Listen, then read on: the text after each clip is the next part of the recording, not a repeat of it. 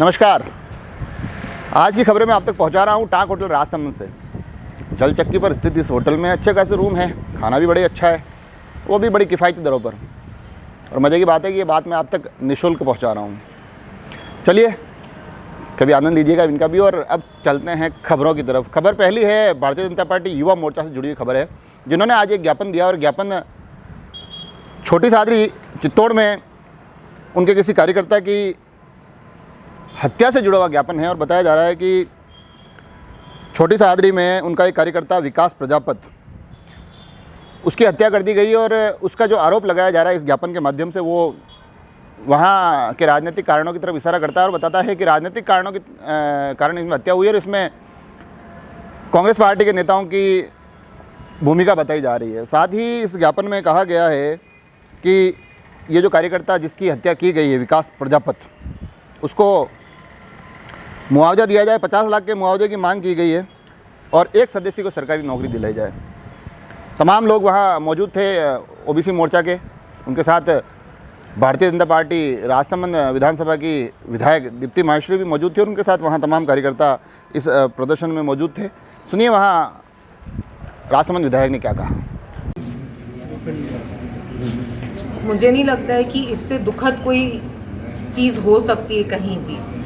आज हम ये कहते हैं कि डेमोक्रेसी है, हम ये कहते हैं कि अब हमारे विचारों को हम रख सकते हैं बहुत अच्छे से। हम सबके पास ये राइट है, राइट टू स्पीक है, राइट टू इन्फॉर्मेशन है, इतने राइट्स हैं हमारे पास। लेकिन फिर भी आज जो राजस्थान में छोटी सादड़ी में विकास प्रजापत के साथ हुआ है, मुझे नहीं लगता है कि कोई भी अपने आप को इस बात से सुरक्षित महसूस कर सकता है। एक झंडा लगाने की वजह से, एक भारतीय जनता पार्टी का झंडा, विचारों में मतभेद होता है, कंपटीशन होता है, ऑपोजिशन होता है, तो सबको काम करने की एक जिसको कहते हैं ना ऊर्जा मिलती है। लेकिन ऐसी चीज़ें करने से सिर्फ और सिर्फ राजस्थान की जनता शर्मसार हो रही है, पूरे देश की, हमारे भारत देश की जनता शर्मसार हो रही है। जिस तरीके से उदयलाल आंजना जी के, हम कहें परिवार वाले कहें, रिश्तेदार कहें या उनकी पार्टी के समर्थक कहें, उन्होंने उस बच्चे को मारा और इतनी बुरी तरीके से उसको मारा कि वो जब इलाज करा रहा था तो वहीं उसका देहांत हो गया। उस पूरे परिवार के ऊपर क्या बीत रही होगी। आपकी विचारधारा कुछ भी हो सकती है, आज हमारी विचारधारा किसी से अलग हो सकती है, पर उसका मतलब ये नहीं है कि हम इस तरीके से उनको मारें, इस तरीके से परेशान करें कि वो अपने सोच को भी व्यक्त नहीं कर सके। तो मुझे लगता है कहीं ना कहीं ये कॉन्स्टिट्यूशन जो हम कहते हैं, भारत देश का हमारा जो कॉन्स्टिट्यूशन है, उसको जो उसकी जो नींव है उसके ऊपर ये सीधा सीधा एक प्रहार है। मैं ये कहना चाहूँगी, मैं पूरे राजस्थान की सरकार से ये निवेदन करना चाहूँगी कि प्लीज़ अपनी आंखें खोलें। महिलाओं के साथ जो हो रहा है वो तो हम सब देख ही रहे हैं। एक दिन ऐसा नहीं जाता है जब कोई रेप का, कोई हत्या का हम समाचार में नहीं पढ़ते। लेकिन आप इन अपराधियों को कड़ी से कड़ी सजा दें ताकि लोग यहाँ पर फिर से एक महसूस कर सके कि नहीं, हम सुरक्षित हैं और इस राजस्थान में हम सुरक्षा से अपने विचारों को व्यक्त करने की हमें आज़ादी। तो ये थी राजसमंद विधायक दीप्ति माहेश्वरी। बड़ी आक्रोशित लग रही थी। न केवल उन्होंने कांग्रेस नेताओं पर गंभीर आरोप लगाए, बल्कि लोकतंत्र पर भी इसे हमला बताया।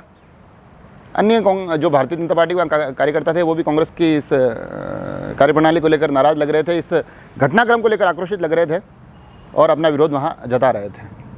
अब चलते हैं अगली खबर की तरफ। अगली खबर जुड़ी हुई है कल के ज्ञापन से, जो कि विद्युत विभाग से जुड़ा हुआ एक ज्ञापन है। और कल दिया गया है जो हमारा यहाँ राजसमंद में सोमनाथ चौराहे पर जो कार्यालय है विद्युत विभाग का, वहाँ पर। और ये ज्ञापन दिया है राजसमंद विद्युत कॉन्ट्रैक्ट वेलफेयर एसोसिएशन के द्वारा।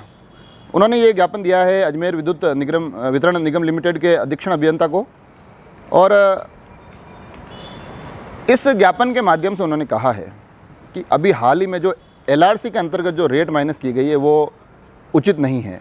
उन्होंने बताया कि इन दरों पर काम करना न केवल असंभव है, बल्कि अगर यही दरें रही, यही स्थिति रही, तो यहाँ बड़ी गंभीर इन लोगों के लिए, ठेकेदारों के लिए आर्थिक संकट आ जाएंगे। और साथ ही इनके साथ जो श्रमिक काम करते हैं उनके लिए भी बड़ी दुखद स्थिति हो जाएगी, बड़ी विकट स्थिति हो जाएगी। तो इन बदली हुई दरों का, इन माइनस दरों का उन्होंने विरोध करते हुए कहा है कि जब तक ये दरें सुधारी नहीं जाती है, जब तक दरें वापस संशोधित नहीं की जाती है, तब तक वो कार्य का बहिष्कार करेंगे। और वो शुरुआत उन्होंने कल ही कर दी है, जिस तरह इस ज्ञापन में बताया गया है। तो साथ ही इस ज्ञापन में, उस ज्ञापन के दौरान वहाँ पर इस संस्थान के संरक्षक बालकृष्ण कुमावत, साथ ही जिलाध्यक्ष यासीन खान मंसूरी, उपाध्यक्ष दलपत सिंह देवड़ा, महासचिव तेजवीर सिंह राणावत और जो ये तमाम खबरें हमारे पास भेजी गई है उनके मीडिया प्रभारी गौरव जी कुमावत, ये तमाम लोग वहाँ उस वक्त मौके पर मौजूद रहे। अगली खबर की तरफ चलते हैं। अगली खबर जुड़ी हुई है सद्भाव से।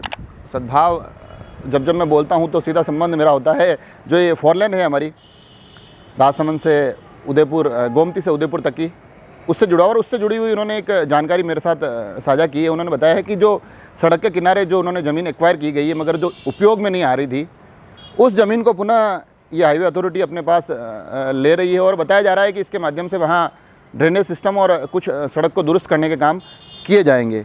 और ये कुछ तस्वीरें जो आपके सामने चल रही हैं, उन तस्वीरों के माध्यम से आप देख सकते हैं कि ये कार्रवाई चल रही है।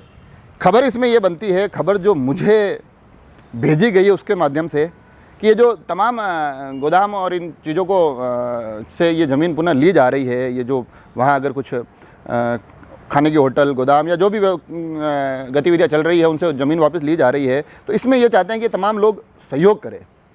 साथ ही बताया गया है क्योंकि ये लोग यहाँ से जब हटा रहे हैं, हाईवे अथॉरिटी ये सड़क प्रबंधन यहाँ से ये हटा रहा है, टोल प्रबंधन, तो उस वक्त हो सकता है कि कुछ चीज़ों को, कुछ बोर्ड्स को क्षति पहुँचे। तो अगर ये सहयोग रहेगा तो किसी भी टूट फूट की संभावनाएं कम हो जाएगी और आर्थिक नुकसान थोड़ा कम रहेगा। तो ये थोड़ी एक सहयोग की उन्होंने कहा है कि एक अपील की जाए। तो ये खबर ऐसे कैसे मैंने आप तक पहुंचा दी है।